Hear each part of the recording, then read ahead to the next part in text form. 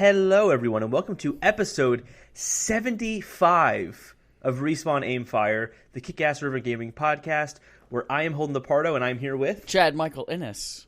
Episode 75, Chad. Is 75 episodes. Is that a quarter quell? It's been a while since I've read term? Hunger Games. Yeah, don't they? The quarter quell! It's like every 25 years they have like the big special Hunger Games, and like previous Hunger Games people had to come back. I've read and fight the first again. Hunger Games book, but I don't remember that phrase at all. But I also read it Well, it's because I don't ago. think they introduced that until the second book, whenever Katniss had to go back.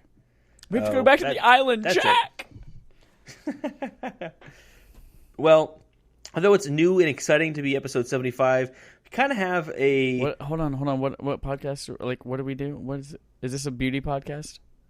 It's a video game podcast. Oh, I guess oh yeah. I called us the Kick-Ass Reverend video game podcast, didn't I? Hold on, I don't know. I was thinking about the quarter quell. Oh, Chad. I was trying to say that we're going to talk about this whole crossplay feud continuing on into this week as our cold open. Oh, yes. Shuhei Yoshida was interviewed by not the Shuhei Independent. Yoshida. It's another guy with the last name Not Yoshida, Shuhei you Yoshida? racist. No, it's like Makachiti Yoshida. Okay. Sony CEO Kenichiro Yoshida. You racist fuck. Although I might be racist for calling him Makoshiti. I just have my note here. It just says Yoshida, and the first Yoshida I thought of was Shuhei Yoshida.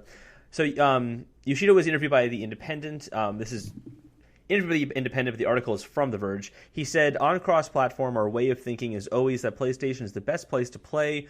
Fortnite, I believe, partnered with PlayStation 4 is the best experience for users. That's our belief. But actually, we already opened some games as cross-platform with PC and some others, so we decided based on what is best for the user experience, that is our way of thinking for cross-platform. What does that even mean? What are you saying, Yoshida? It's basically just we're not going to budge because we think we're awesome. It's just rambling on another... Like, they spent 2 months coming up with this other bullshit excuse that's not it's even really phrased not even well. any different. I think he's just, since he's new as the CEO, he's just wanted to reiterate that he still believes that, and that's still the message going forward for the company. That's so in terms stupid. of crossplay. But I think he's been saying is that we support crossplay as long as Xbox or as long as PlayStation is the only console you have for the home. We'll support crossplay with, iOS, Android, and PC. That's so just stupid. not. They think Nintendo really and that Microsoft. gaming on Samsung Galaxy S5 is a good enough performance, but on Switch and Xbox is not. Dude, you dumb, stupid bitch. Stop inhaling your water. Water's been down the wrong. This is the third time tonight. Holden, you have so much to live for. There's a hotline. Holy crap! You okay? You need to talk for a little bit because I need to. Okay, I'm going to talk for a gather little bit. myself. Here we go. Ready?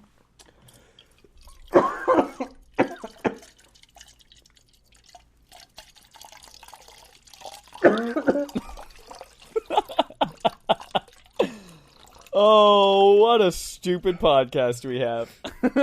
Holy crap! You're dying on the other end, and I'm just pouring a glass of water. No, I've never felt. I felt it go down. It was a little tiny amount of water. But man, it did damage. Whew.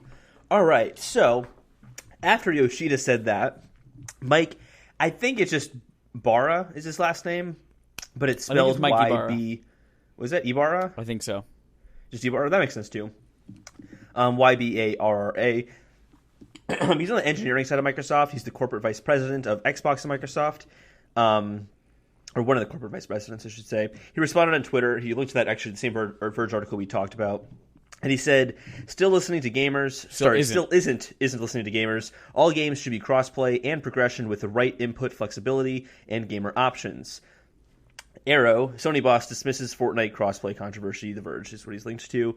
Someone else responded back to him and said, LOL, he's wrong, but you can really blame him. As far as a business standpoint, they've been beating Xbox for years now.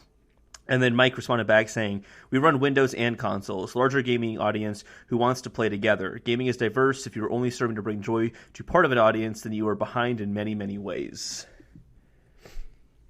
Which I thought was an interesting response. Yeah, I think he's right that they are ignoring gamers. I mean, obviously, this is what gamers want. This is where the industry's kind of headed in these kind of new experiences. But also, he's in a really good spot to say that, being in second and having to do all the gamer, like, forward-thinking things as Xbox. So, yeah. I don't know. I mean, this doesn't really change the conversation too much what happened this week. But, No. I mean, I think it's an angle that Sony's basically saying, well, we do PS4 and PC crossplay. Xbox saying, we do that and everything else, too. It's like you saying we do crossplay is just kind of a portion of it. And I'm kind of glad they came out and said that. Again, and have we said this in the podcast before? I think we did.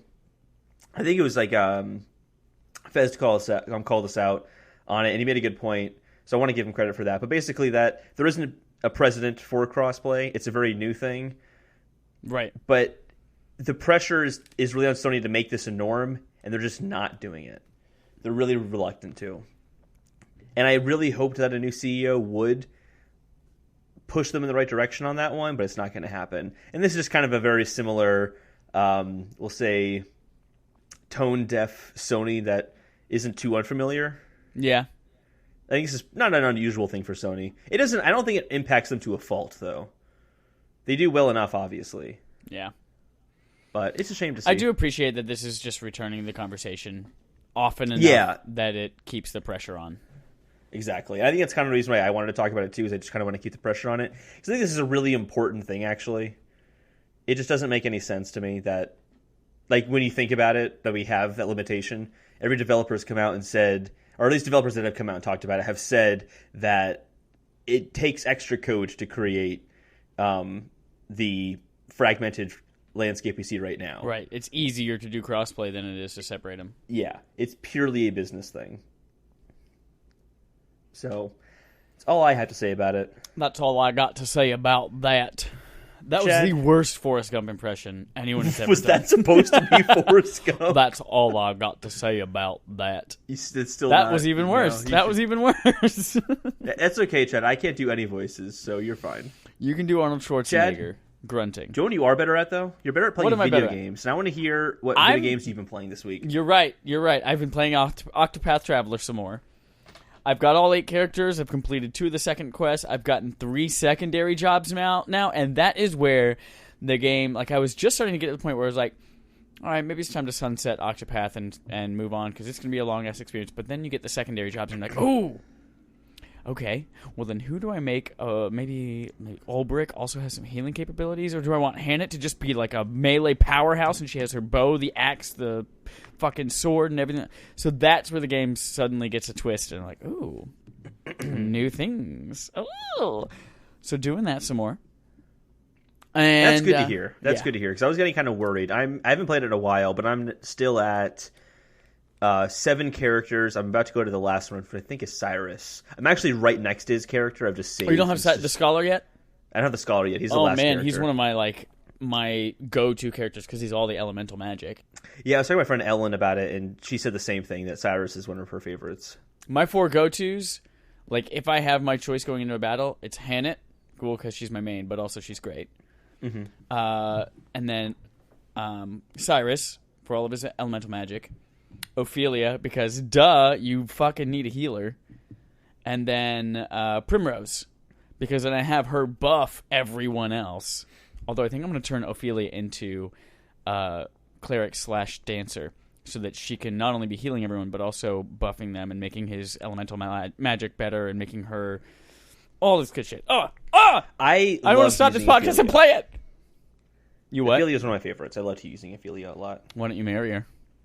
I tried. Oh, nice! I fucking got you, man. Oh, I fucking got you in your face. But hold on, guess what else I played this week? I have it in front of me. I played something new. It's called Firewall Zero. It is a brand new PlayStation VR game that just released last week. It is first party ? I can look that up. I think it's first party.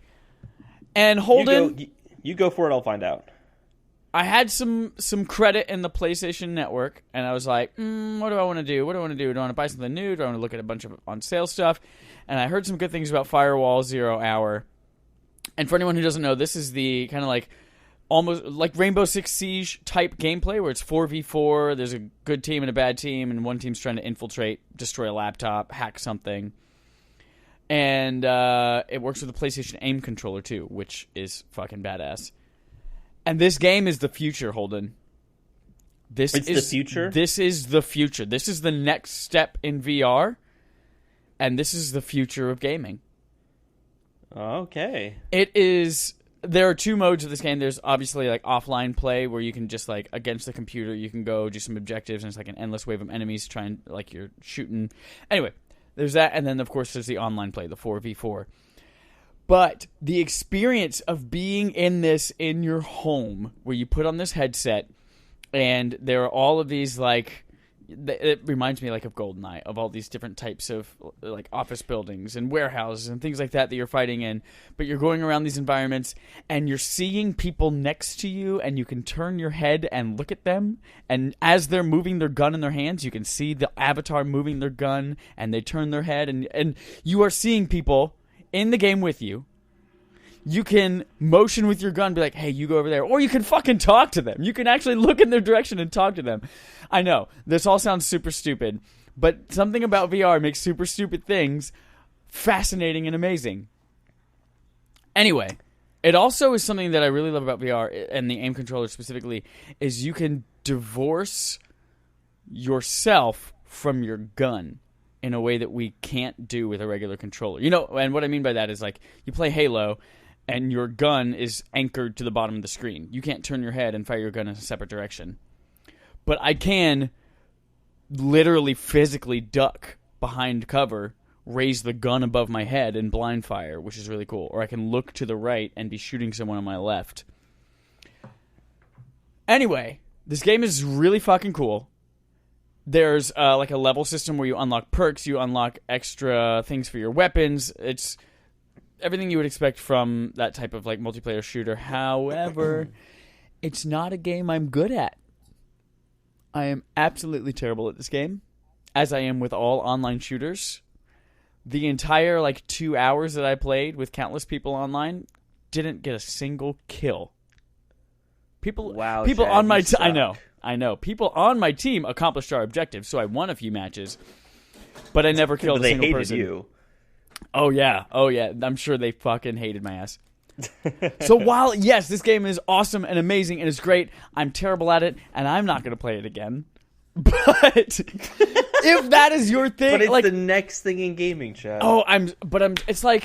It's like when movies, like when Citizen Kane came out and introduced all of these amazing like filming techniques and like cinematography techniques and things like that to the public and storytelling. But if you're like, man, all of that is so great and I appreciate it so much, but who the fuck cares about that storyline? It's like you don't like the movie, but you appreciate everything it does for the medium. I'm not by any means saying this is Citizen Kane. But this game is really, really excellent. You just said it was Citizen Kane. No, I compared it to Citizen Kane. No, you just said it was Citizen Kane. Your mom's butt. I got you again, you stupid shit. So yeah, if you have a PlayStation VR and you do like games like what are they? Oh, Rainbow Six Siege and just in general online like team-based games where you shoot shooters. Things. Yeah, games where you have a gun. It's really you cool. Fire the gun. I bet I would like it more if I had like a squad of people that I knew that I was playing with. I think it's the case with all these kind of games. Yeah, that's probably true. I have information for you on its developer. Okay, go for it. It is not a first-party game, but it was made exclusively for PS4, and it was made by First Contact Entertainment. All right. They have 2,009 followers on Twitter, so go follow them, guys. Apparently they made a really good game that Chad doesn't want to play again. Yeah, I won't play it again. But damn, it's good. Holden, that's all I played this week. What the hell did you play? Playtime with Holden looks like. Go. Well, I didn't play actually I didn't spend a lot of time playing games, but I played 3 games this week. I played about an hour of Edith Finch, I want to say. And I really like it. Okay. I'm only going to say right now is I really like it. I want to wait until I beat the game before I really talk about it. I will say that what I like about this game is that where Heavy Rain is a video game movie, This is like a video game novel. Ooh, I like that comparison.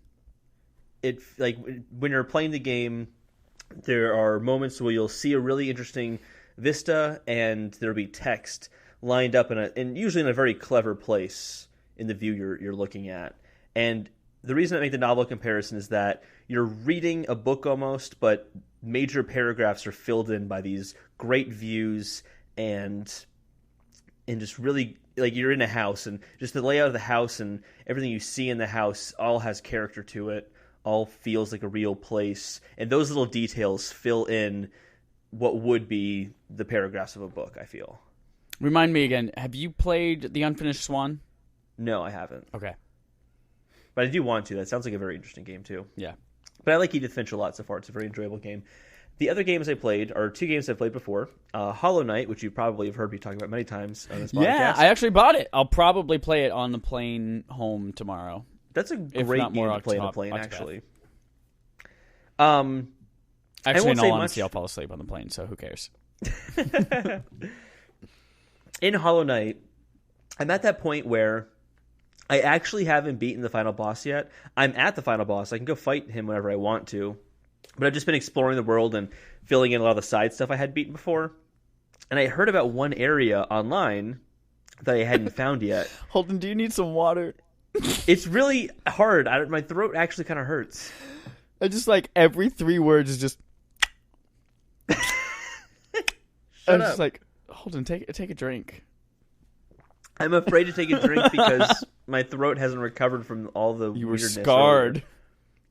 I'm scarred. So, pausing here for a second. So, I'm at that point now where I'm trying to find that final place. It's called the White Palace, and it requires a fetch quest of something called Essence, and it's not easy to come by at a certain point. Like it seems like it's everywhere, and then it starts to fade away quickly, and I still needed hundreds more of it. So when I play this, should I stock up on it and not use it or throw it away or whatever?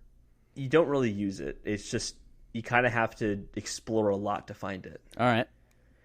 But I did get to the area, and it's by far the hardest area that I've ever been in, to the point where I kind of had to cheat the game a little bit to actually progress in the area.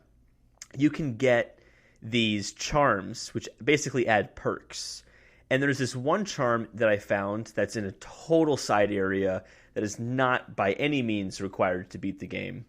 And what this charm does is every single time you get hit, your health, like in this case, you think of Zelda, like one of your hearts will fill up back up again, but only the one you just lost.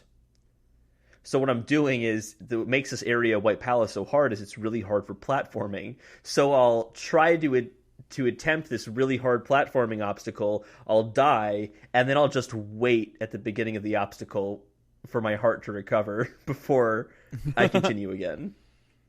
And it's been kind of tedious to get through as a result. But cheater. I just want to beat it because you get something cool at the end of this that I'm curious to see what that thing does. We don't know. Is it a cupcake? It is a cupcake, Chad.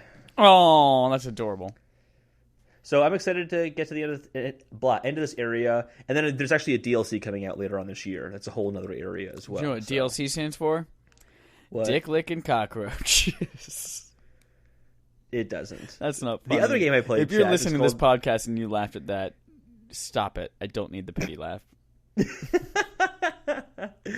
The last game I played was Hearthstone. Is this your first time playing Hearthstone? Oh, God, no. No. Okay. But it's been so that. long that I've forgotten what cards I have, what any of my cards do, and I made the stupid decision to, delete all my decks and start over again. And I'm like, wait a second, I had some good decks. Why did I just do that? Oh, and now I'm idiot. And now I'm trying to build up a priest deck right now, and I really don't know what I'm doing, and there have been so many expansions. I tried playing online, and it was just hysterical how badly I got beaten. So I honestly don't know if I'm going to continue playing Hearthstone or not, but I kind of want to. There's I had this nostalgia moment when, spoiler alert for the future of this podcast episode here, for a point in this podcast where we talk about Valve's game, The Artifact. That's exactly what got me thinking, ooh, maybe I should go back and play Hearthstone. Yep, I got this nostalgia for playing Yu-Gi-Oh! And Duel Masters as a kid. And I loved playing those card games. What is Duel I want to Masters? get back into that. Duel Masters was... It was kind of that point where it had been a few years since Yu-Gi-Oh! And just before that point where I kind of started getting out of card games. So I didn't get too much into that. But it was also like one of those anime shows that had a card game associated with it. Gotcha. It was a good game. I liked it. I actually think I like that one more than Yu-Gi-Oh! Actually, if I remember correctly. I played the Pokemon trading card game as a... I actually never once collected a Pokemon card or anything. Oh, we did for a little bit. We never played by the rules because we didn't understand how like the elemental cards worked and how you had or like the power cards. How you get 3 power before you can do this. Anyway, and then I stole a neighbor's Japanese Eevee, and then the neighbor's mom came over to our house looking for it, and my mom found out that I stole it. And then she burned all of our Pokemon cards. Doused them in lighter fluid, lit them on fire. So then I didn't play Pokemon anymore, but also I didn't steal kids' shit. So, and then I played Magic the Gathering a lot in high school. That was fun as shit. That is the one I never played before. It's good. It's obviously kind of one of the biggest card games, so I should check that one out. I don't know. Okay. Is that all you played this week? That's all that I played this week. All right. Holden, so that's what we played. Other people played some shit, and they work for outlets that rate them. So let's take a look at our leaderboards and take a look at 3 games and how they reviewed last month in August. So we're looking at this week We Happy Few, Okami HD, which came out for Switch, and Guacamelee 2, which came out exclusively for the PS4. It's Gene! That's right, he has the mask on at one point. So I'll start with We Happy Few. We Happy Few, they were just bought by Microsoft recently, but this game is not a Microsoft exclusive. It's also on PS4 as well. On Metacritic, it didn't do too great. It got a 68 with 1 positive review, 8 mixed reviews, and 0 negative. So no one thought it was bad. And it seems like it was kind of a mixed bag. It seems like a survival game, but with kind of this Bioshocky kind of feel. We're exploring this kind of bizarre world that you are essentially having to take this. Everyone takes this medication or this drug called Joy to kind of stay more or less numb to everything and the kind of the craziness that's going on around them. So you're kind of exploring that world. The story just is actually, I heard good things about the story. It's told from 3 characters' perspectives. The length surprised me. One of the characters is 25 hours long. The other 2 are 10 hours long. Whoa! Was not expecting that whenever I saw this game. Yeah, I wasn't expecting that either. I was expecting a 20-hour-long storyline. But one way it differs from a game like Bioshock or something like that, and I kind of made that comparison, is that everything is procedurally generated, which is kind of a downside. Every area apparently feels a little lifeless because you just have basically copy and pasted streets with copy and pasted characters walking everywhere. So there's not a lot of charm to the world. But when you go into an area that is indoors, that is handmade with tailored NPCs for that area, those places are apparently very interesting and engrossing. But everything else just kind of kills the vibe. Yeah.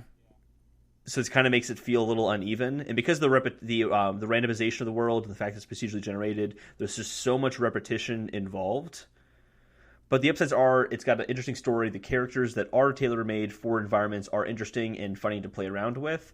And even some of the survival elements, because you have to drink water and eat food to kind of maintain your sanity. And if you don't eat enough or drink enough, then you won't be able to, like one of your characters will start kind of acting out in public, and you're trying to blend in as much as possible.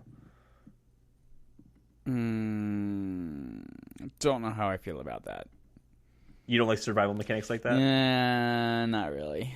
Not really? No. Well, if you don't like them, apparently it doesn't really matter too much, because none of the reviewers I saw mentioned serious consequences for not following through those survival mechanics. Like, you can eat and drink far enough apart that it doesn't interfere with the gameplay.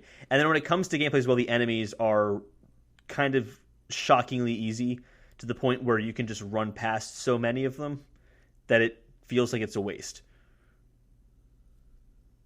All right. So I don't get a vibe that I want to play this game at all. Yeah, me neither. Yeah, I didn't get a vibe at all. But the other 2 games have a much better story. Ooh, what's number 2? So number 2 is Okami HD. It got an 89 on Metacritic with 26 positive reviews, no mixed reviews, no negative reviews. All right. Not a surprise because this is considered a classic game. It's a re-release of a re-release of a re-release. Yeah, exactly. Everyone knows this game. Everyone knows it's already. Good. I've never played this, but I do want to play this game. Apparently, it's a very strong port. It runs great on Switch. The touch controls work well for it because a lot of the game requires you to use like paintbrushes and stuff to draw out like kind of things on the world itself. I haven't played the game before, but am I describing that right? If I remember correctly, you're like to like cast spells or things like that, or like do tricks or something like that. It's been so freaking long. Yeah, you're kind of like painting with almost like a calligraphy, like water brush almost. Right. And that works well because you're using either touchscreen or motion controls. If you want to use motion controls, which is kind of nice. The back half of the game slows down a little bit, is what I'm hearing. But that shouldn't be news if you played the game already. The combat's kind of shallow, but considering it's going after that 3D Zelda from before Breath of the Wild vibe, that's not too surprising because that also has very shallow combat that's not very difficult. And another thing it has in common with 3D Zelda games is that the characters are overly chatty. Which is definitely a thing in 3D Zelda games. But those are really nitpicky things, apparently, because the game otherwise is a solid experience from beginning to end. I don't remember why I never finished that game. Well, apparently the back half slows down a little bit, so that might be it. Oh, got a fat butt. Slows down. And our last game is Guacamelee 2. Tell me all about Guacamoco. That is on a PS4. It's a PS4 exclusive. 84 Metacritic. 50 I think it's on positive PC reviews. as well. Oh, yeah, PC as well. Because PlayStation does cross-play with PC as well. 50 That's positive, what you call a callback. 11 mixed, and 0 negative. So basically it comes down to if you like the first game, you're going to love this game. It is very similar to the first game in all good ways. Interested. I never played the first game, actually. So it's a very, very fast-paced game. But even though it's fast-paced, it's got really funny characters and a really vibrant, detailed world to explore. So lots of humor and fun activities to see in the game. The art style is super strong throughout. One thing this game does that's cool is that there are very much like Light World, Dark World, and Zelda games. You're switching back and forth between different like dimensions, basically. Yep. Of like the world of the dead, the world of the alive, and you do that on the fly. So you might be platforming and have to jump back and forth really quickly because certain areas are blocked off in one dimension but not in another. So you're kind of jumping back and forth, and and apparently though they are really pushing that mechanic a lot through the game. So there are times where you're fighting enemies, but enemies will pop in and out depending on which dimension you're in. So they do a lot to play with that mechanic throughout. So that it kind of stays fresh throughout the whole experience. Sounds a lot like that Moose Man game that I said was very bad about a month ago. Yeah, but this is Guacamelee 2. And I can't wait. I'm going to play it hard. There's no mooses in this game. Mises. What seemed weird is apparently a lot of the movesets you use are the same from the first game. So you have to get them back again, and it's some of the same stuff. But there's new mechanics as well to play with. But overall, if you like the first game, you're going to like Guacamelee 2. Yeah. And I mean, every single Metroid game has the same problem, so. Yeah. That's just like a Metroidvania problem in general, I'd say. Yeah. And that's how the cookie crumbles, Chad. And that's the way the cookie crumbles. Well, that is what came out in August and how people rated it. We're going to take a look real quick at what's coming up this month in September on Whaddya Buyin. In September, we have a lot of big releases. We are starting our basket full of apples. I was trying to think, what's a really big amount of things? A basket full of apples, that's a big amount of things. Let's do a bag of rice. It's a lot of rice in the bag. Starting out today, as we record this, September 4th, Destiny 2 Forsaken is out, which is, I guess, the Taken King of Destiny 2. Mm-hmm. Also and out free is with PlayStation Plus. Destiny 2 is free. Forsaken is not free. Parts of Forsaken are still included, though. But if you want the Forsaken DLC with all that comes with it, you have to pay for it. We'll get there and we'll talk about it. Dragon Quest XI: Echoes of an Elusive Age comes to PS4 and PC today as well. Gone Home finally does come out on Switch on September 6th. And guess what comes out Friday? Marvel's Spider-Man from Insomniac Games coming out September 7th. The next time you hear my voice in your little earballs, I will have played Spider-Man. How wet does that make you, Holden? Very. Not very. Also coming out September 14th, Nintendo Labo Vehicle Kit, which I might be assembling on the Tequila podcast, so stay tuned for that. We have Shadow the Tomb Raider. This is... I totally fucking forgot this was coming out in less than 2 weeks. Shadow the Tomb Raider is going to get trampled. Oh, that poor game. Yep. Mm-hmm. That poor game. Valkyria Chronicles 4 coming to PS4, Xbox One, Switch, and PC on September 25th. Life is Strange 2, Episode 1, coming out on September 27th. And FIFA 19 coming to... Oh, they're still making those? They're still making those, even coming to PS3 and 360 on September 28th. Wow. And then, Dragon Ball FighterZ comes to Switch September 28th. Worth it. That wraps up September. Oh, that poor Tomb Raider. Poor Tomb Raider. Yeah. Well, Holden, I don't care. Let's open up our quest log and see what the internet has provided with us. Have you ever played any of the new Tomb Raider games? Yeah, I played the first of the new ones. I got halfway through it and stopped because I didn't like it. Oh my god, Holden, you don't finish anything. Did you ever finish high school? Yes, I did finish that. Good. Yeah. What the fuck's our first quest? So we're going to talk about some rumors, and we got some official news to talk about as well. We only have one rumor. It's not even really a rumor. It's basically officially happening at this point. But Final Fantasy 15 Pocket Edition, the icon for it showed up on the UK PSN store. When you went to buy the game, it just gave you an error message that said you can't do that. So I guess it's probably definitely happening. What's the thought behind releasing that on PSN? I have no idea. Like, I wanted to buy Final Fantasy, but that's so much. If only there was a bargain way to buy that game. And then you get the shitty Pocket Edition instead, I guess. I don't. Okay. Can't you get the Royal Edition for like $50 and it's $20 for the Pocket Edition? It's also not a Pocket Edition. You can't put your PS4 in your pocket. Like, they should change the name, but it's still called the Pocket Edition. Well, they said it showed up on the UK PSN. They didn't say it wasn't a Vita game. The Vita lives! Maybe that's it. No, I doubt it. I very much doubt it. No, I hadn't thought about it, but I actually think you might be right. That would make a lot more sense than it being on PS4. No, I very much doubt it. But while you do that, I'm going to look back at the original article and make sure. Yeah. So, while you're doing that, the Anthem demo is going to be coming February 1st, 2019. In order to participate in that demo, you must have EA Access, Origin Access, or have pre-ordered the game. To be clear, this is not a beta or an alpha for the game. There will be, BioWare said there will be some of those between now and then, February 1st. But this is an actual demo for the game. Is it weird as fuck to you that they announced a release date for a demo 6 months out? A little strange, but I think they're just trying to stay relevant amongst everything coming out between now and then. There's just so much happening between now and then. I don't blame them. I get it. Hitman 2 has the Columbia level, which just got announced.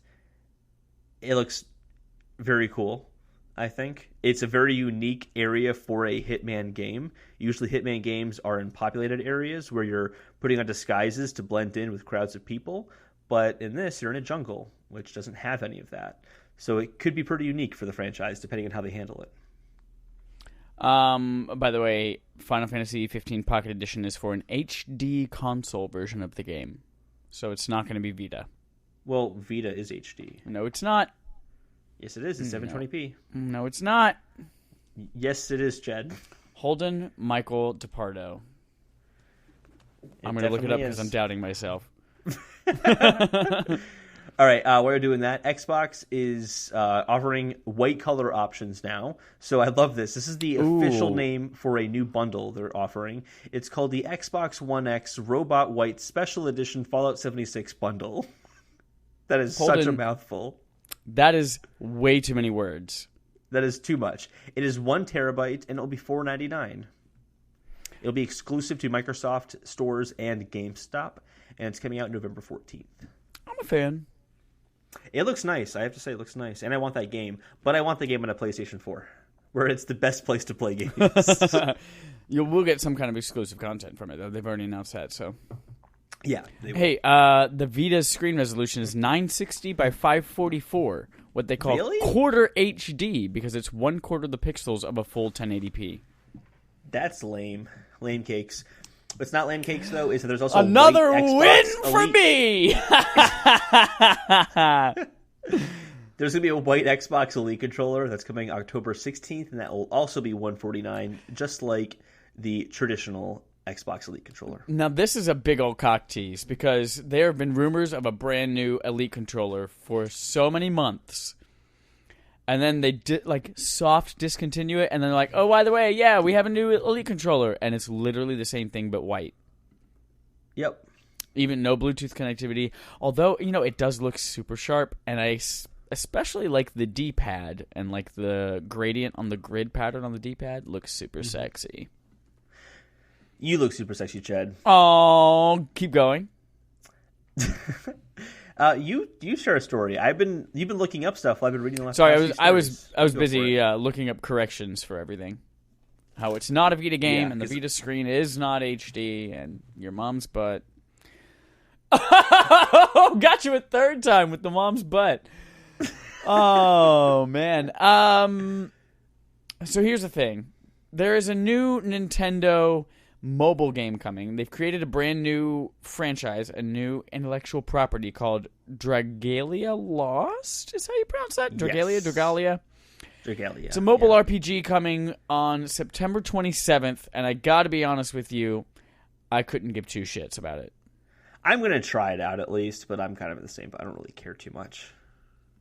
It seems like it has a lot of mobile RPG concessions made for it, and it's just meh. I've got Octopath to keep me company for the next 6 months. Yep. I like this next one though. Remedy, who's done Quantum Break, which is on Xbox Game Pass this month. Yep. They did Alan Wake. They are also doing Control. Yep. Control is one of the games that no one was really talking about after E3, but I'm like, I want more of that. I want to see more of that. Anyway, Remedy is opening a new studio called... Is it called Vanguard? In Vanguard? Yes. Is that a thing? It's called Vanguard. Yeah. They are working on, quote, ongoing live multiplayer game experiences. So they are jumping on board with everyone else in the industry to make a game as service. Hopefully that doesn't compromise their vision on Control and other games similar to that in the future. No, they said that it won't. This is a separate endeavor. It is a small group of people working in an unconventional way with an aim to develop something quickly and independently inside an established organization. I think they're supposed to say an established organization. Yeah, I just mistyped it. Holden, thanks for pointing out my mistakes, Chad. Well, it's no longer a quote now. It's misquoted, and we get discredited. So, the next thing is that Artifact, like you've already mentioned, is coming November 28th. November 28th. That's that Valve card game. Boom, boom. That one is free to play like Hearthstone as well, right? I believe so, yes. Coming to PC and mobile? It's coming to Mac and PC at first. It's coming to iOS and Android next year. Fucking lost me. If it was coming day and date to mobile, I would have played it, but now I'm not going to play it. I downloaded Hearthstone on my Mac. I'm going to try playing Hearthstone on the Mac. And if I like playing it on there, maybe I will try Artifact on the Mac before it comes to iOS or Android. All right. Speaking of iOS and Android, just kidding. Nothing about those. Mario Rabbids. Dude, you got it. You got our audience. They thought it was coming. Mario Rabbids sells over 2 million copies. Good for them. Good for them. What a good game that is. It is a very good game. Hey, if you got a Switch and you like shit, buy it. Like the other 2 million people. Run through this PlayStation games for September. So last week when we talked about like, man, this might be the worst games with gold for Xbox, PlayStation comes out and makes it maybe one of the best PlayStation Plus lineups for September. Are you guys ready? Destiny 2 for PS4 is free. It actually was free last week as well, but you can get that for free. You get a 24-hour trial of Forsaken's Gambit mode. Yes. That's it. God of War 3 remastered for PS4, also coming out. Another World Anniversary Edition for PS4 and PS3. Cube Director's Cut for PS4 and PS3. Sparkle 2 for PS4 and Vita. Foul Play for PS4 and Vita. Here They Lie, not Life, you have another typo, for PSVR is still around until October 2nd. And the PlayLink game The Knowledge is Power is still free until November 6th. This is a unique month in that every single game on there is also cross-buy with PlayStation 4, which means you actually get, 8 games for PlayStation 4 this month if you have PlayStation Plus. Pretty cool. Yep. And that's it for our Fetch Quest. Hold on, take me through this potato. Yeah, so Nintendo has announced that for their Nintendo Switch Online service, Mario Bros. For Switch will have co-op play, which is non-news. This is an obvious thing. They've already said this, and everyone's like, oh my god, they just announced Mario Bros. Co-op. Hold on, though. They already kind of did. Is this Mario Bros. Or Super Mario Bros.? This is Mario Bros. Not Super Mario Bros. Like the arcade game? The arcade game. Okay. Yeah. This is How do you play that co-op? It would have been much more fun to play Super Mario Bros. In co-op, but I guess not. I just don't understand. How do you play that arcade game co-op? That's the one where it's got 3 levels and it wraps around, or 3 stories and it wraps around and you just like knock each other, and there's the POW block in the middle, and yep. Maybe it's like a score attack. I don't remember. I don't know. It's stupid. I've never found that game fun, so I haven't played it. It's not fun. It's stupid. Great. This is a stupid story. That's why it's a game potato. Fucking great. Yep. But now we have a real story. Ooh, it's actually take it to the bridge that we have for the week. It's been a slow news week. Yeah, a very slow news week. But Battlefield 5 was delayed from October 19th to November 20th. Ooh. So they said that this will give them time to implement playtest feedback, which includes, and I quote from the Press Start article, gameplay tempo, improving soldier visibility, and reducing player friction. Fun. That's all fun stuff. All right. The interesting thing about it, the article pointed out a week period is pretty dense with games. I actually think it's a 2-week period. It's very dense with games. In 2 weeks now, you're going to have Fallout 76, Spyro Remastered, Pokemon Let's Go, Hitman 2, Darksiders 3, Artifact, and Battlefield 5 within a roughly 2-week period. Okay, I see that. And I say, yeah, that's a lot of pretty great games coming out around that period. But in its defense, where it was earlier, it is a week after Call of Duty and a week before Red Dead Redemption 2. Yeah. And I feel like those games are much more likely to cannibalize its sales than anything else in that list that you read. I think you have a fair point there, but I think that they've always been pretty close to Call of Duty, and it hasn't really been an issue. Well, it has. They've always been... It sells nowhere near as much as Call of Duty. Yeah, but I don't think they ever thought that it would sell as much as a Call of Duty game. So I think that the distance from Call of Duty actually might serve them better potentially in that case, but I don't know. I think that Fallout 76 is a massive game, and that might take away from Battlefield 5 a little bit. I don't think Pokemon's going to impact them at all. I think this is, if anything, going to impact other games more. I think Hitman 2 is going to take a hit from this. Yeah. I think Darksiders 3 is going to take a hit from this. Artifact I'm not worried about because they're going to make their money in the long term by selling card packs and things like that. And they're going to get a dedicated audience for that because it's a Valve card game. Yep. So they're going to be fine. I think Spyro Remaster might also take a hit from this too. There's just a lot of stuff in that window now. I think what's most interesting about this is that they did not say this at all, but I'm sure it had something to do with it. This is kind of 2 or 3 weeks after there was the investor call or something. The pre-order numbers are nowhere near. There was like 20% of what they usually are around the same time for Battlefield 5, and they lowered their projections for it. So not looking good for Battlefield 5.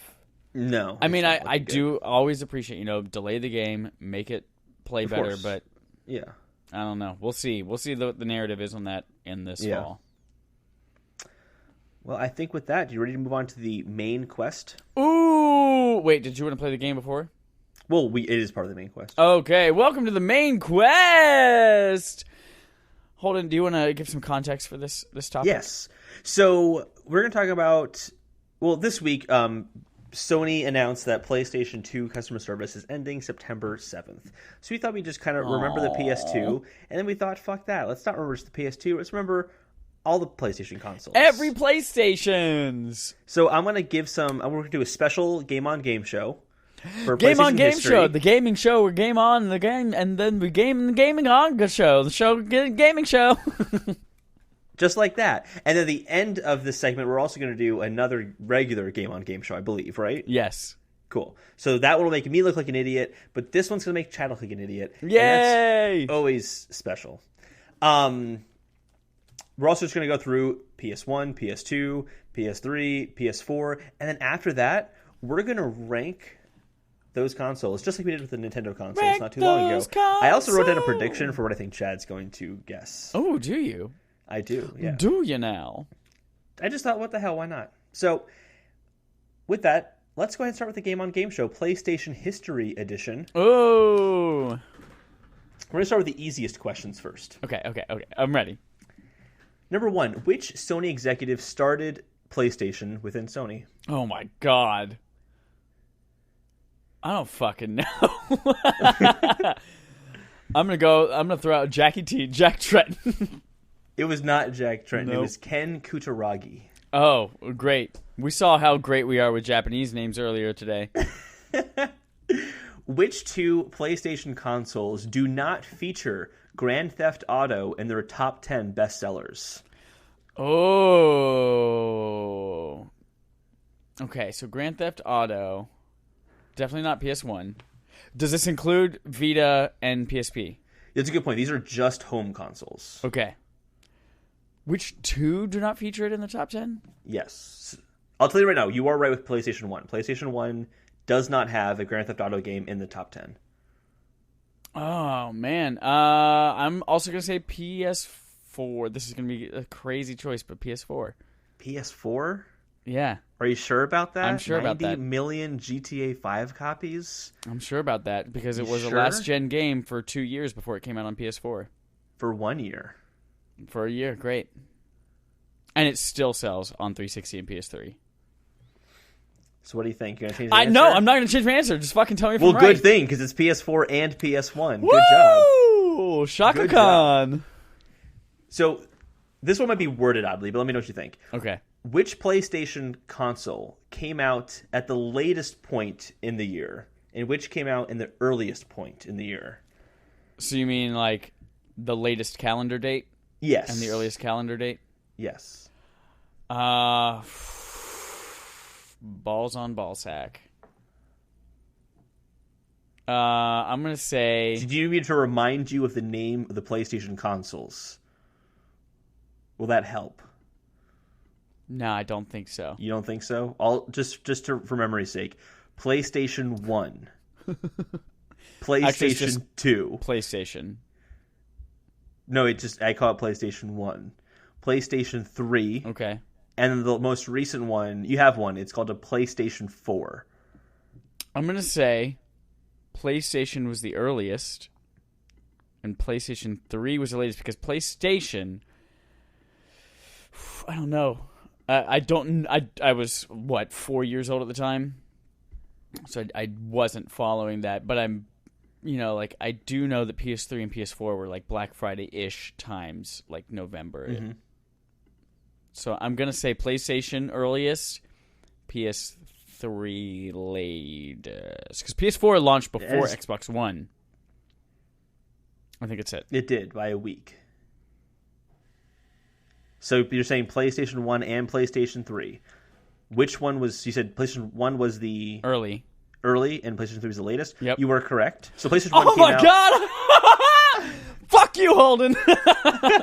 PlayStation 1 came out September 9th, 1995, and the PlayStation 3 came out November 17th, 2006. PlayStation 4 came out November 15th. So very, very close. All right. Put that 2 in more your questions. ass and smoke it. I'm surprised you got that one. Last 2 questions here. Which one of these is not a PlayStation 1 launch game? Oh. I have 5 games here. Kyleek, the DNA Imperative. Oh my god, what the fuck? Rayman, Crash Bandicoot, Ridge Racer, and Street Fighter, the movie, the game. All right. I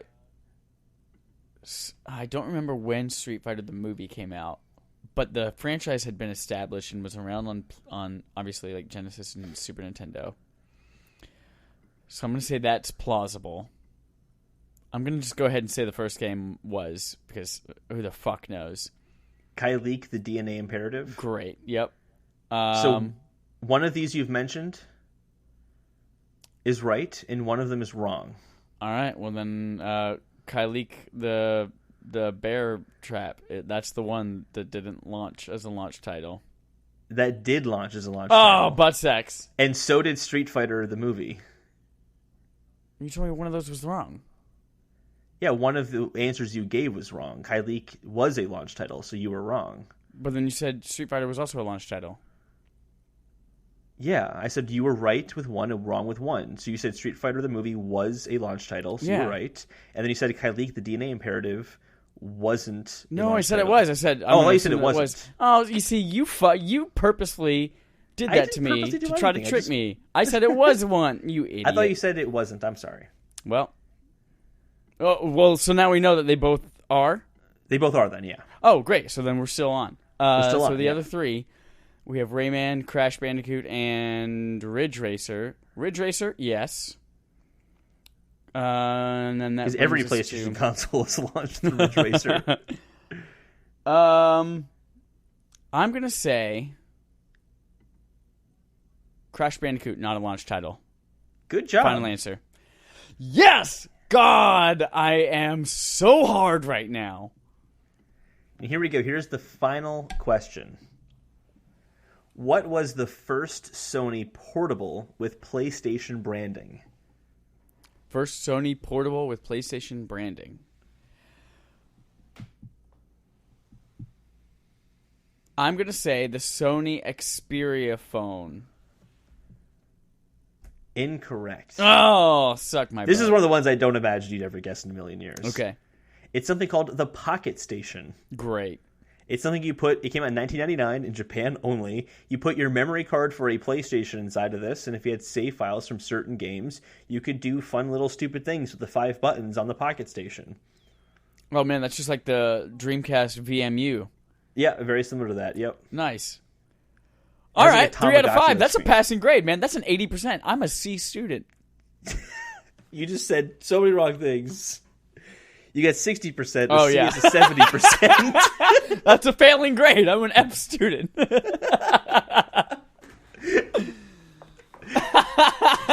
All right. And you were so confident about it, too. That was great. But you did better than I've done in any of these Game on Game shows. That's so right. far, You got none of those Pokemon. I got even said, what's the Pokemon with the shell? It's Shelter.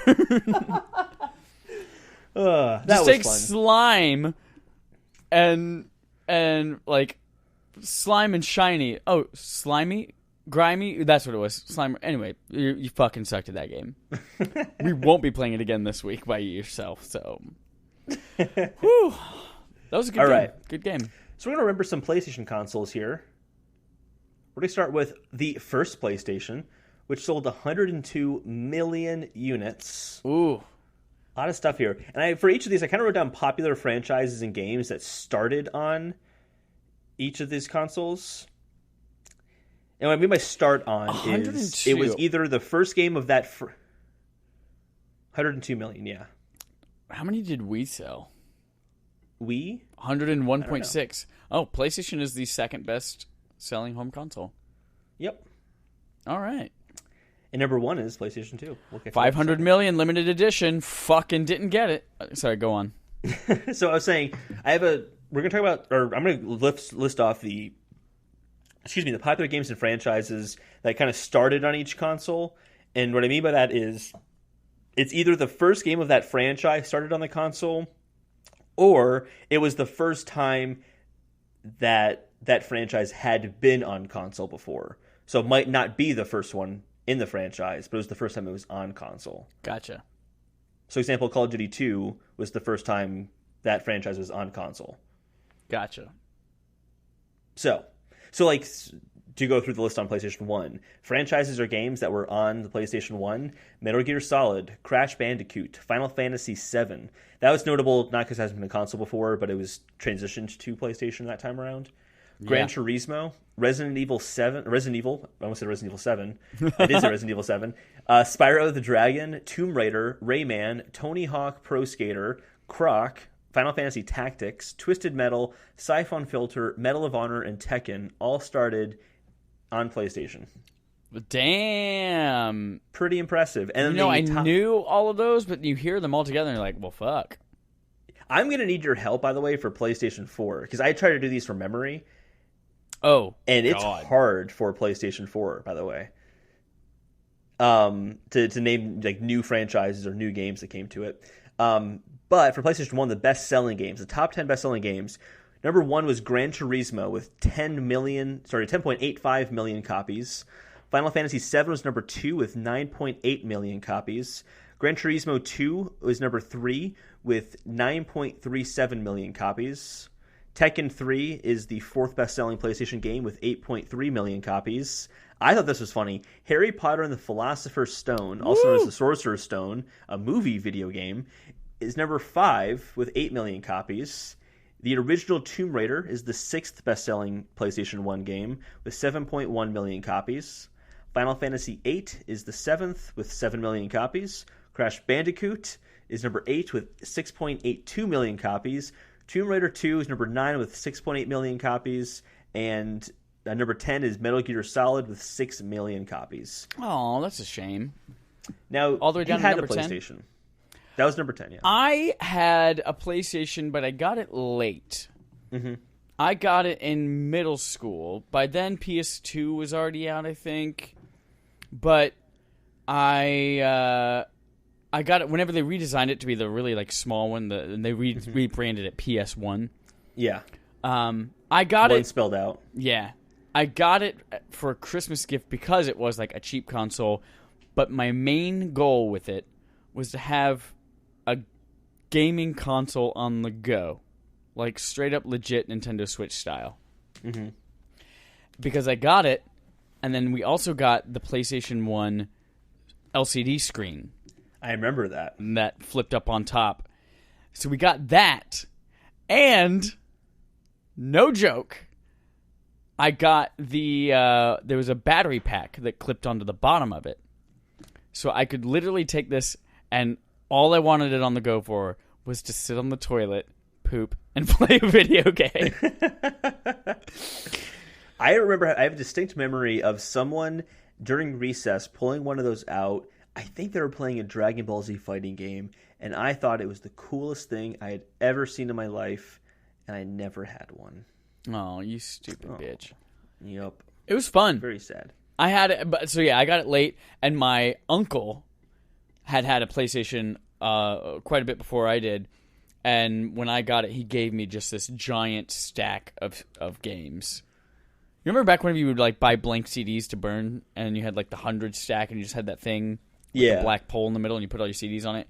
He gave me one of those just stacked with games. Holy crap. I was like, all right, this is awesome. So I played Diablo on there. I had already played it on PC, but I played it on my PlayStation. Played Final Fantasy, but I got to the third disc on Final Fantasy VII, and it was scratched on a certain spot. So there was one... I could finish the game, but there was an optional boss and an optional dungeon that I couldn't get to because every time I entered it, the game glitched out. That is tragic, Chad. But anyway, I had a lot of good experiences with that. I bought the screen. Well, got them as gifts because I was a kid. The screen and the battery just for the purpose of pooping. Maybe actually did it twice. But I had a good time. That console has some atrocious graphics, though. It does. I think of the 3D graphics, that console holds up the worst, I would say. Oh, man, yeah. I mean, we were talking about Nintendo 64 being bad, and it is. But, Jesus Christ, that PlayStation 1. Yeah, people don't realize that, actually. The N64 was noticeably more powerful than the PlayStation 1. Yeah. I wouldn't say significantly, but noticeably more powerful. So you had no experiences other than... I played Mortal Kombat on it. That's it. I actually do remember my very first exposure to a PlayStation was at a family friend who lived in Indiana. We would visit them like maybe once a year. His name was Reed. His mom's name is Eva. That's very important to the story. But we went to his house, and he showed us, look at this game I got. It's Final Fantasy VII, and it's so cool. I was like, ooh, what is this?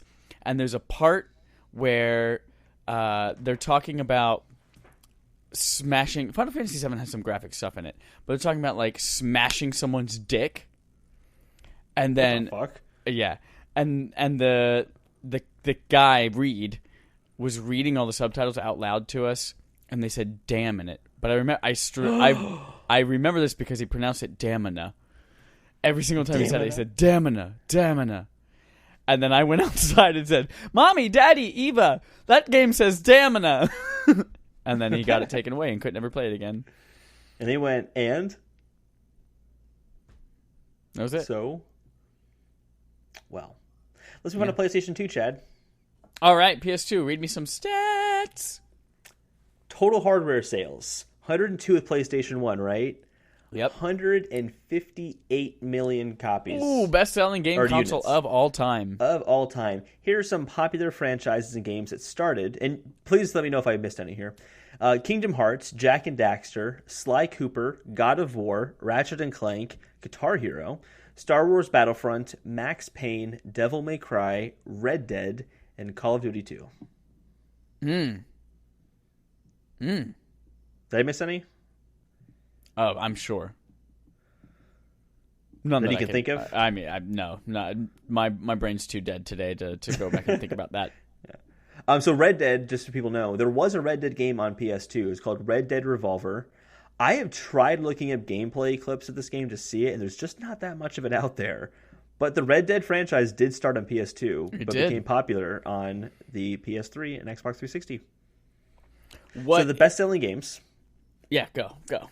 Number 1, we have Grand Theft Auto San Andreas with 17.33 million copies. Yeah, Number 2 that was the one. That was the one with the hot coffee. Yep, which is why it sold so much more than the other versions of Grand Theft Auto. There are more on the top 10 list here. Number 2 is Gran Turismo 3 A-Spec with 14.89 million copies. Gran Turismo 4 is the third best-selling game with 11.76 million copies. At number 4, Grand Theft Auto Vice City. So 17.33 million was San Andreas. Vice City is 9.61 million copies. That hot coffee sold them almost 8 million more copies more. Yep. That's funny. Number 5, Final Fantasy X, 8 million copies sold. Number 6, Grand Theft Auto 3, 7.9 million copies. Number 7, Metal Gear Solid 2, Sons of Liberty, 7 million copies. Number 8, Final Fantasy 12, 6 million copies. Number 9, Tekken 5, also 6 million copies. And number 10, Kingdom Hearts with 4.78 million copies. Sometimes I forget how old Kingdom Hearts is and how long people have been waiting for that sequel. I was just thinking it's one of the bigger fantasy franchises or RPG franchises, one of the newer in that genre, actually, I'd say. There haven't been really that many new RPG franchises since Kingdom Hearts. Yeah. Bravely Default. Octopath Traveler. That's not a franchise yet. Yeah, though. but you know it's gonna be. So of course it's gonna be.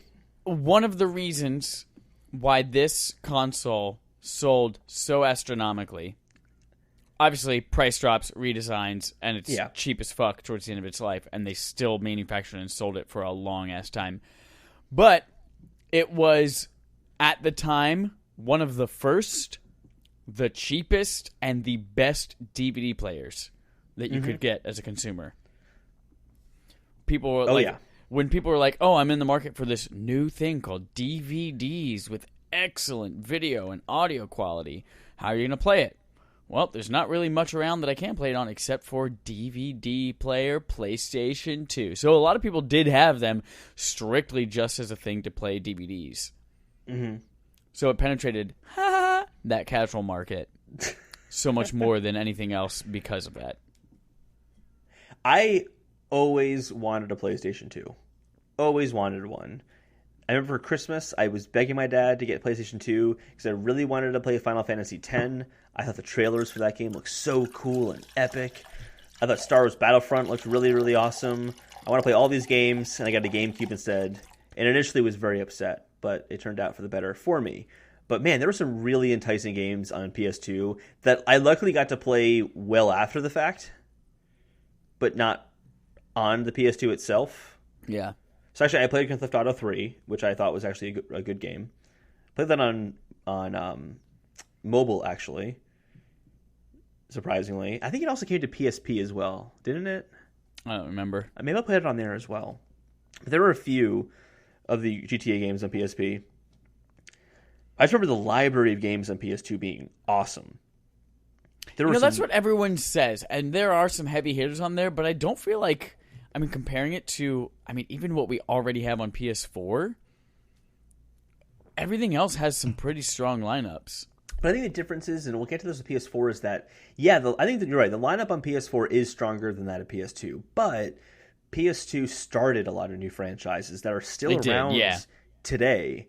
In fact, what's not around today, it lingered on into the next generation. Guitar Hero was unbelievably huge. Star Wars Battlefront, something that people wanted back for today. A new Sly Cooper game came out on PS3. God of War, still around today. Kingdom Hearts, still around today. Red Dead, still around today. Devil May Cry, it's coming back again. All these things from the PS2 era are still around. Yeah. Final Fantasy, still around. Yeah. That was the one PlayStation console that I did not own. I never owned really? PlayStation You didn't 2. own one? No, that was the generation where I saw a commercial for Halo, and we got an Xbox that Christmas. Oh, because you were being a snotty brat who wanted to get Halo, right? That's exactly what it was. Also, on the Xbox, I got the LCD screen that flipped up on top. There was no battery, though, so I didn't get to poop with the Xbox on the toilet. Oh, I'm sorry, Chad. Yeah, that's all right. That must have been heartbreaking.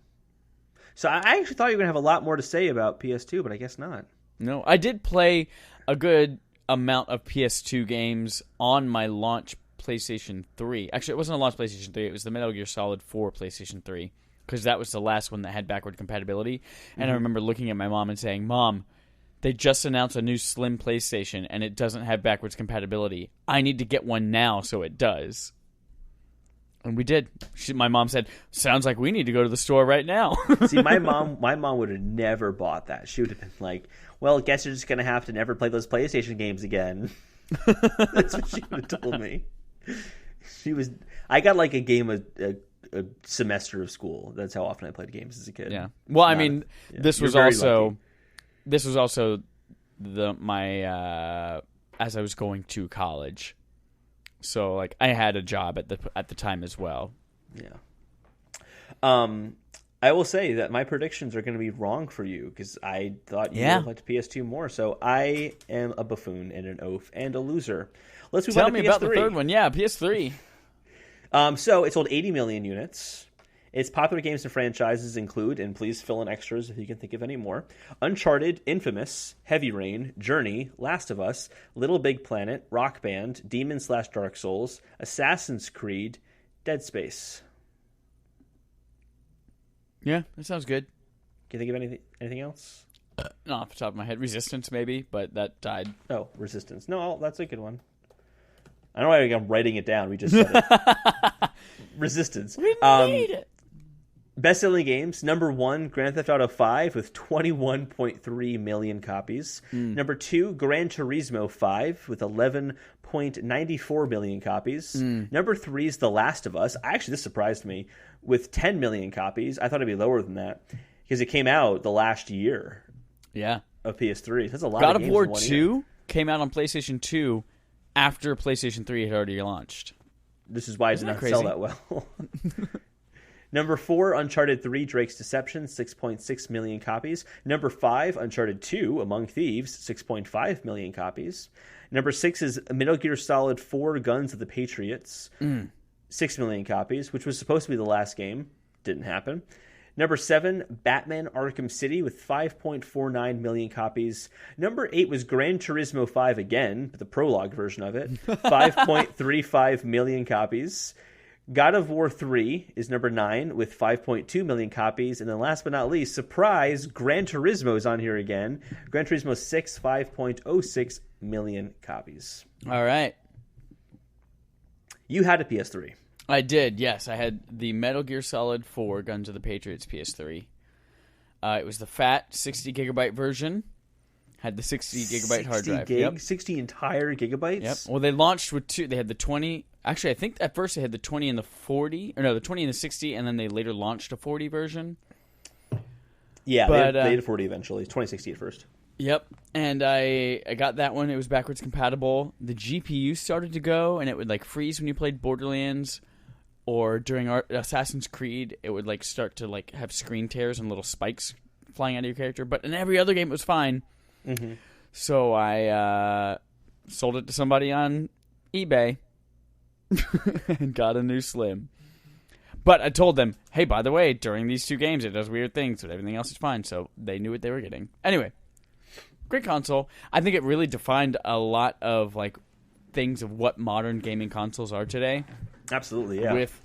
With I mean, for the PlayStation console or PlayStation ecosystem at least, with the PSN, with and a lot of that stuff trickled throughout the history of the console. Right.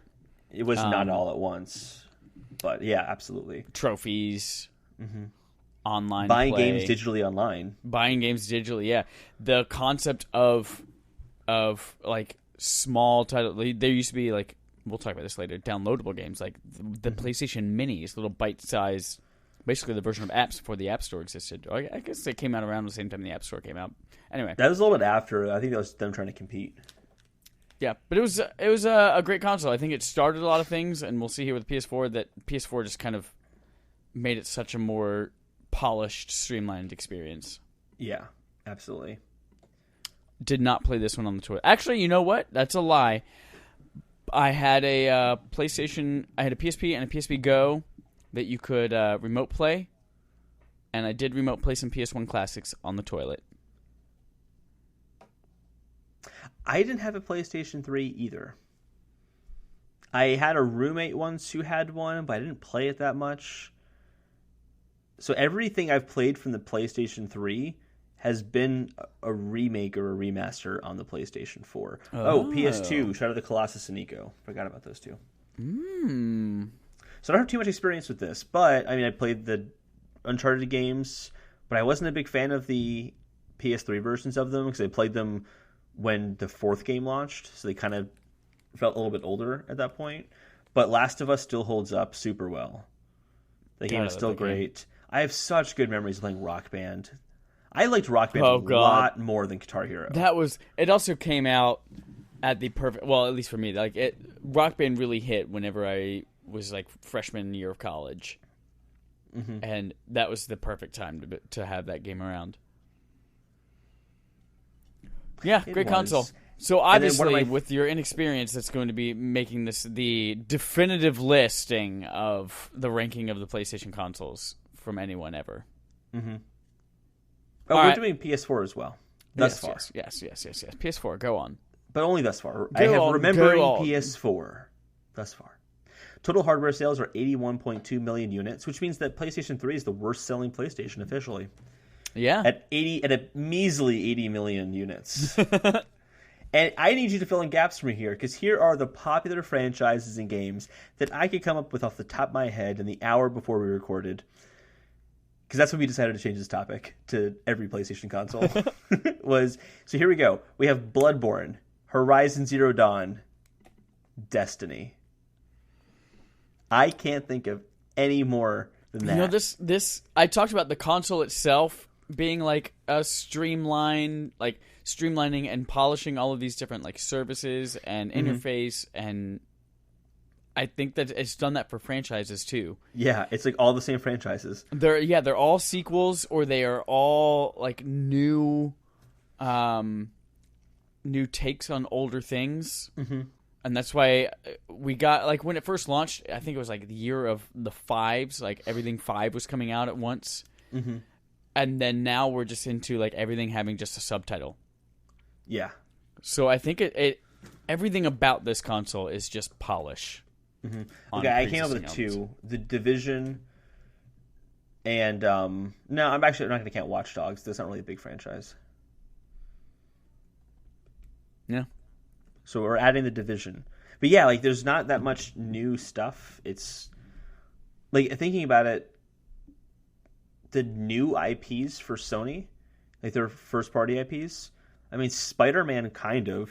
I'd say it's a new IP because it's not based off of a movie, and all the other games are based off of movies. Right. Well, before the Spider-Man, there were some other ones, but for the most part, this is a new thing starting. New developer to handle the franchise. It's coming from this. I believe it's the same people who control the Marvel movies are helping with this too, right? No, it is Marvel Games, like its own division under Marvel, but it doesn't have anything to do with Marvel Studios. But okay, they are saying this is free reign. You take this. It doesn't have to be tied to the MCU at all. Go. Okay. And the other game that's like a new franchise or is a new game is Ghost of Tsushima and Death Stranding. But other than that, yeah, it's been pretty much... And I don't mind that. I'm not really like complaining about that because I think we have gotten some really, really good games this generation. But it was kind of funny to go back and look back at all those other generations of games, and they're just huge lists of new stuff. And of course, PlayStation 1 was going to have that because that's a totally new start. But PS2 and PS3 brought a lot of new games and franchises. Do we have a list of top 10 for PS4 so far? We do, yeah. So number 1 is Uncharted: A Thief's End, 8.7 million copies. Number 2 is Monster Hunter World with 8.3 million copies. I think that'll definitely be the best-selling PS4 game pretty shortly.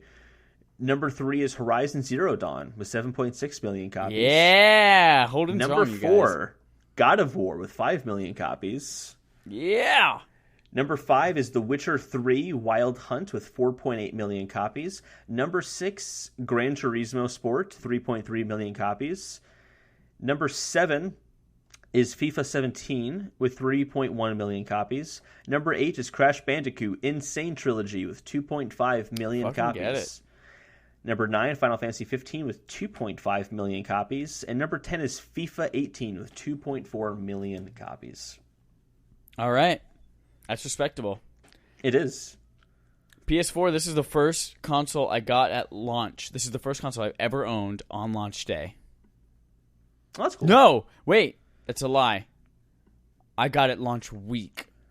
I wasn't able to get one launch day, but it was launch week. I'd still count that. I'm sure it wasn't from lack of trying. You're right.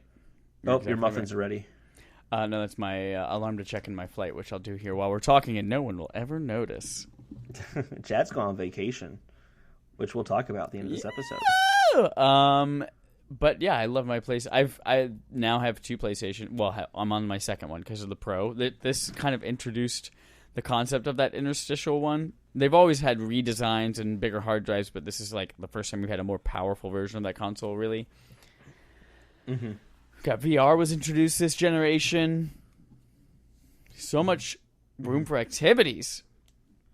Yeah, I think I'm ready to rank. Yeah, let's rank it. I think that'll kind of help with. I think we both agree PlayStation 1 sucks. Yeah, so I had PlayStation 1 as my number 4. Yep, me too. And not sucks, but obviously like it's the weakest of them all. So that was my prediction for you. So that's one prediction right. Number 3 for me is PS3. Whoa, me too. Whoa, that's so crazy. So my prediction so far has been correct. Well, look at that. Look at that. I think the number 2 console for PlayStation is PS2. Oh my God. Holden, we have an exact 100% agreement on the definitive ranking of the PlayStation console so far. Interesting. Wow. I did not expect that. I guessed that you would have put PS2 first, then PS4. But then when you said that you didn't have a PS2, then I realized I was wrong. Yeah, you're a stupid bitch. Yeah.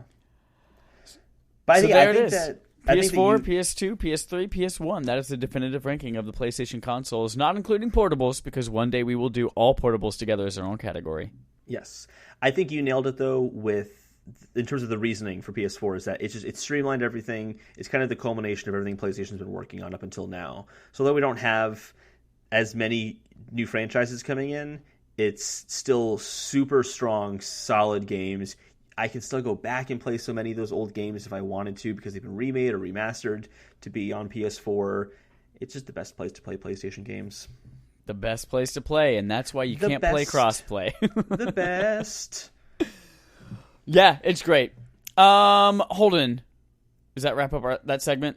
That wraps up that segment, yeah. We're going to go that over then Endgame. Brings us out of our main quest and into our end game. The end game is the part where we connect with our community. We read our subscriber interrogatives, of which we have two. Two, yep. Technically one from last week that we didn't have time to cover. True story. By the way, I am Group A, number 42, in boarding position on Southwest Airlines tomorrow night. Group A, nice, good job. I know, that's why I set an alarm to check in immediately as I could.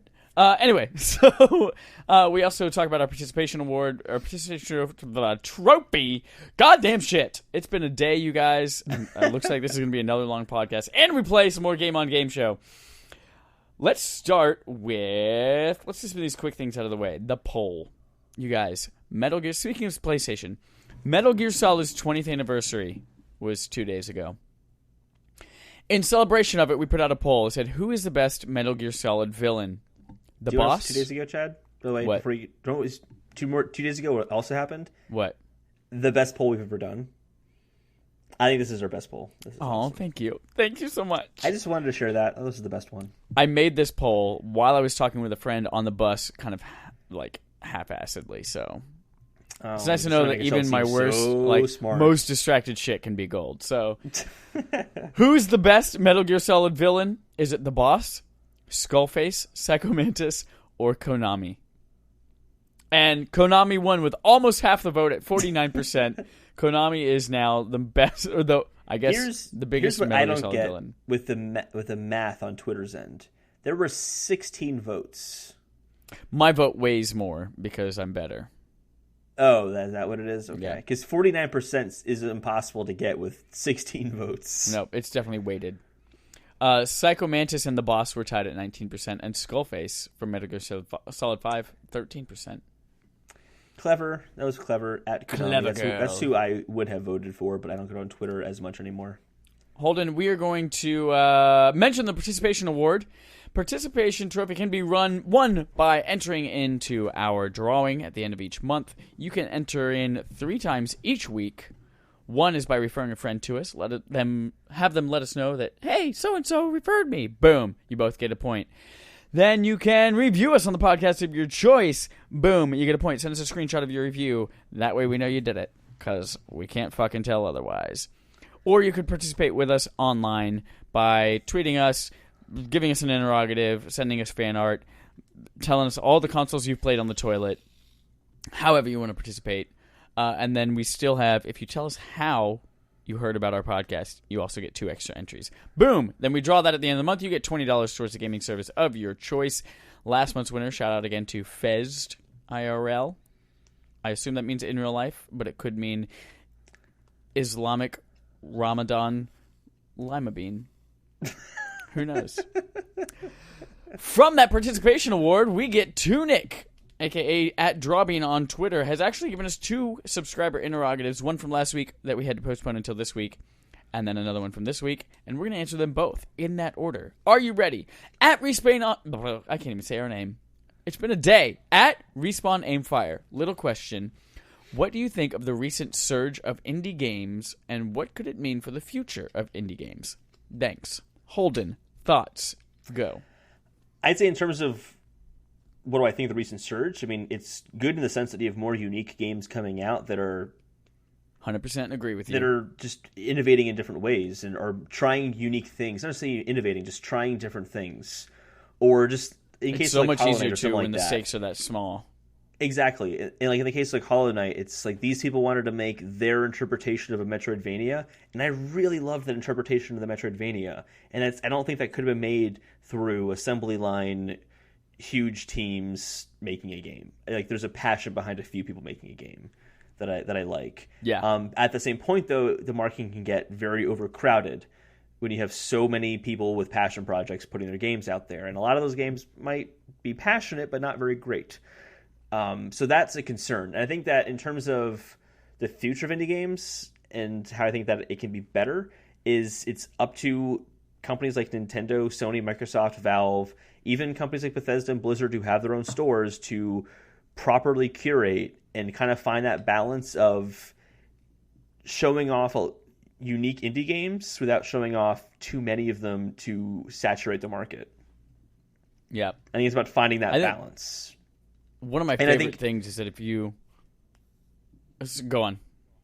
No, I was just going to add, like, I think that part of that, though, that can be concerning is Sony originally passed on Demon's Souls because they thought it was a bad game that no one would ever play. Right. And look at what that turned into. I mean, that spawned a new genre. So it's also a dangerous thing to say that we have to have these companies curating. Not dangerous, but it could mean that we don't see games that do turn into big things because we're waiting their opinions for everything. Yep. In that case. So yes, they need to do a good job. They have to be careful and they have to try to be as... It's tough. They have to kind of put themselves into it and then not put themselves into it at the same time too much. I don't know. It's a tough balance, but we just need them to do a good job of curating. I think my favorite things about it are... One, it gives us a lot, you're right, a lot of things that are experimental or new or taking risks that you can't see in a big budget AAA game that has investors that are riding on their success. That's really cool. I think it's really cool that if you look at like the top 10, I mean subjectively best games on Switch, so many of them are indie games, which is cool. Mm-hmm. I mean, my two favorite games of the year so far is Celeste and Hollow Knight, which are both indie games. And then as far as the future of indie games, what I really freaking love is that they're starting to become an indie universe, like an indieverse. Mm-hmm. Like there are so many crossovers. You have Shovel Knight appearing in Guacamelee. You have in Celeste, there's a secret room that you can get to that has Super Meat Boy in it and some other characters. There's that indie brawler called Brawl Out that came out that has... It's a fighting game, and it has the guy from Guacamelee, and it has the Hyper Light Drifter person, and it has somebody else in it. Like, I love that they're building their own little, like, game cinematic universe. You are swallowing that water so loudly. So I think that's really cool, and I hope we see more things like that. Like, all of them kind of... like, Travis Strikes Again, the Suda51 game coming out on Switch. Oh. That one, you wear the T-shirts from other indie games, which is pretty cool. I totally forgot to include a story around that game this week. Can I just mention it really quickly? Because it's amazing. The developer, or Suda51, basically said that he delayed Travis Strikes Again, No More Heroes 3, to January from December because he was really didn't want to take away from sales from Smash Bros. That was 100% aligned to get him some PR for that game. Oh, absolutely. That was hysterical. That was so funny. So, Continue. Yeah, excited. Great. Question number 2, subscriber interrogative number 2 from Toonic at Drawbean says, at Respawn Aimfire, what are some game franchises that, in your opinion, are given way too much credit or recognitions than they should? Basically, overrated, if you want to call it that. Hot take. This is going to be a very subjective one. Hot take. Breath of the Wild sucks, according to Chad. I mean, no, whatever. But hot take, almost all 3D like character platformers. Crash Bandicoot, Spyro, fucking Sly Cooper. Croc. No one considers Croc great. But Croc? Those games kind of suck a lot. Yeah, and they do. I've played all of those, and they all kind of suck a lot. Even Banjo-Kazooie is fun, And that's like a great one, but it's not like stupendous. Oh my god, Banjo-Kazooie is the best thing since sliced underwear. It's great, but I do think Banjo-Kazooie is even overrated as well. But definitely Spyro, Crash, and Sly Cooper. Just boring. Not great. Yeah, I've only played a little bit of those games, and I've just never gotten into them. Especially the ones in the PlayStation 1.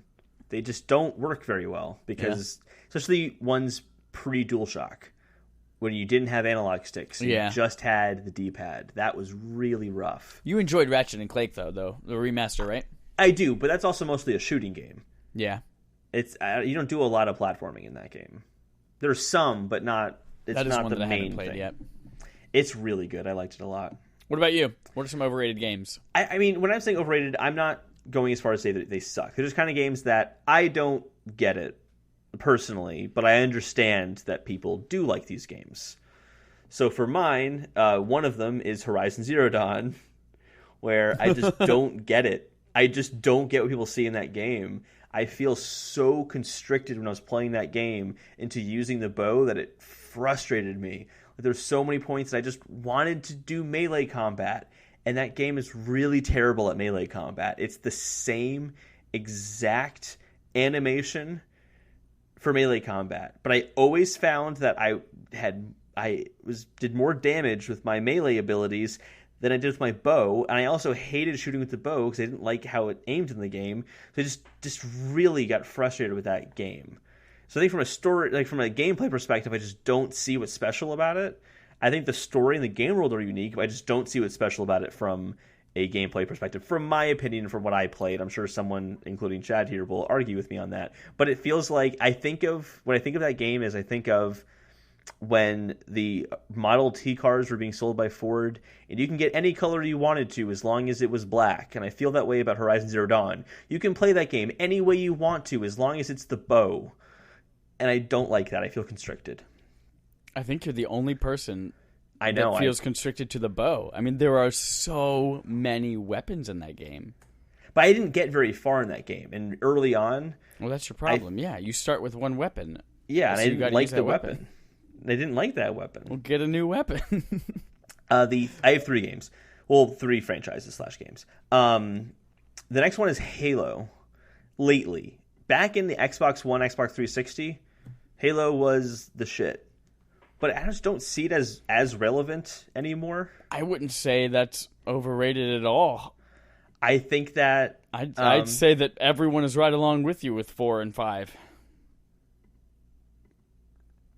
No, but they still are selling pretty well. 4 sold 10 million copies. That sold really well, but the drop-off now is big. So Halo 5 is now at 4.86 million copies. There are still people who are really dedicated to those games still, though. Oh, yeah. But to me, it's always felt a little overrated, and now it's kind of reaching that point where I think more people are realizing it. But, because I always heard Halo was really good. I got a 360. That was my first Xbox. So I got Halo 3. It was one of the first games I got for it.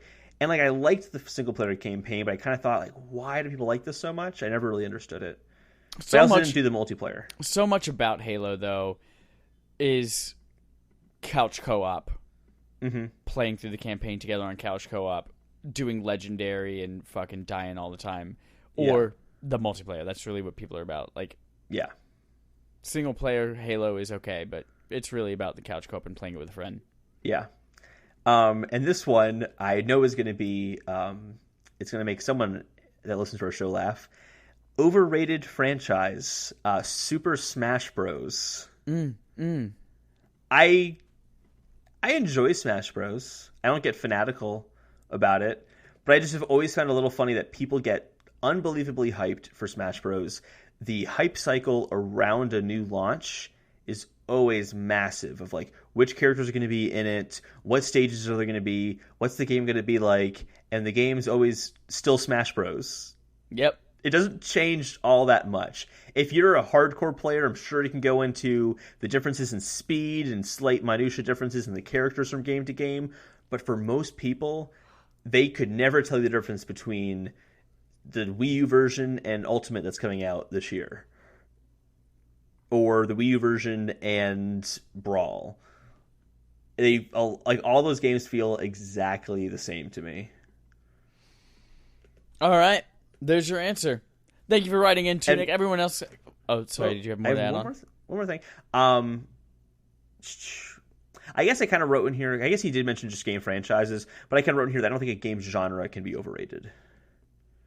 All right. Just wanted to mention that I don't think a genre can be overrated. Well, we're going to wrap up today with our last game on Game Show called, this is a returning segment from last week, BuzzFeed presents Which Bullshit NPC Are You? Based on the novel Push by Sapphire. Again, we do not have any sponsorship or affiliation with BuzzFeed or the movie Precious.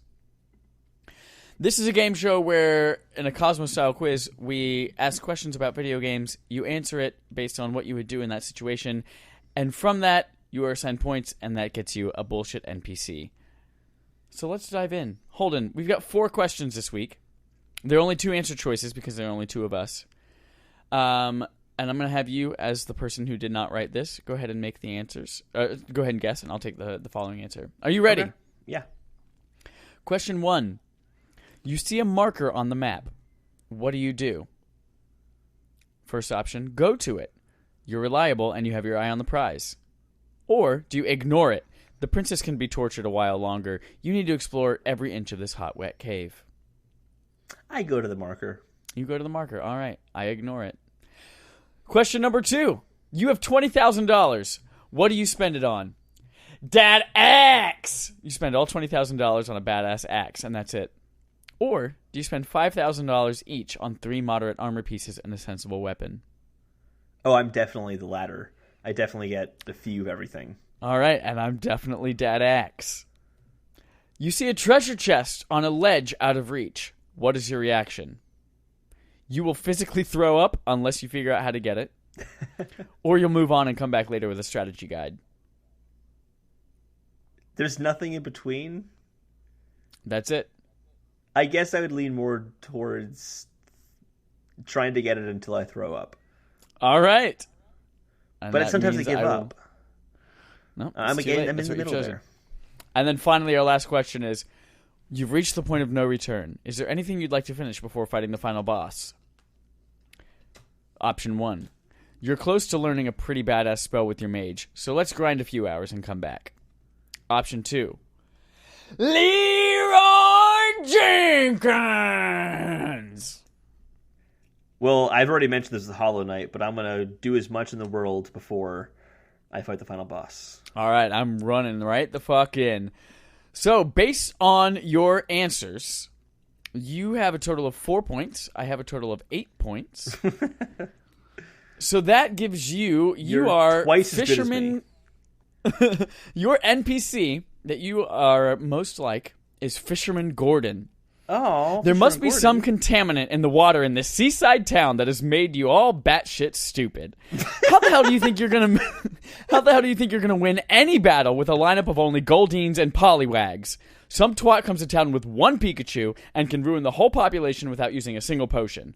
Diversify your portfolio, you stupid ass, or else you'll only win against other idiots who only choose fire Pokemon. Maybe you should get married and have idiot fucking kids together. That's like a really mean insult, is to tell someone that you're a stupid Pokemon NPC who only gets one type of Pokemon. That's your bullshit NPC this week. That's an insulting NPC to be. Mine is fuckface. Is it really fuckface? Yep. You're the only NPC in town that won't talk, so we're going to have to just call you fuckface. Why is it that I can pickpocket any other townsperson or learn what bullshit festival they're excited for, but you've got nothing to say? Are you too good for me? You think I'm a piece of shit? Oh yeah, well you're a piece of shit, you fuckface! Well, that's because Chad is International Man of Mystery. That's no one knows anything about him. I'm fuckface, a.k.a. He's an enigma. Leroy Jenkins! All right, that has been BuzzFeed Presents Which Bullshit NPC Are You? Based on the novel Push by Sapphire. And that, ladies and gentlemen, brings us to another long episode. Whew, last 2, man. Take it out of you. Again, we are playing Diddy's Kong Quest, Donkey Kong Country 2, as our BARF backlog accomplishment with Respawn and friends for the month. Play that. Woo! If you've ever played it, or if you are playing it, tell us your experience with it so that we can discuss it at the end of the month. We are taking a week off, a rare week off. I will be on vacation, Holden's starting school, And I want to tell you all about that sweet, sexy Spider-Man. So we won't be there next week, but we will be back, hopefully on a regular old Tuesday on September 18th. Until next time, please, don't die. I'll try my best, Jed, but I can't make any guarantees. Not you. You can die. That's okay. Oh, okay. Bye, guys. Yeah, all right. Bye, everybody.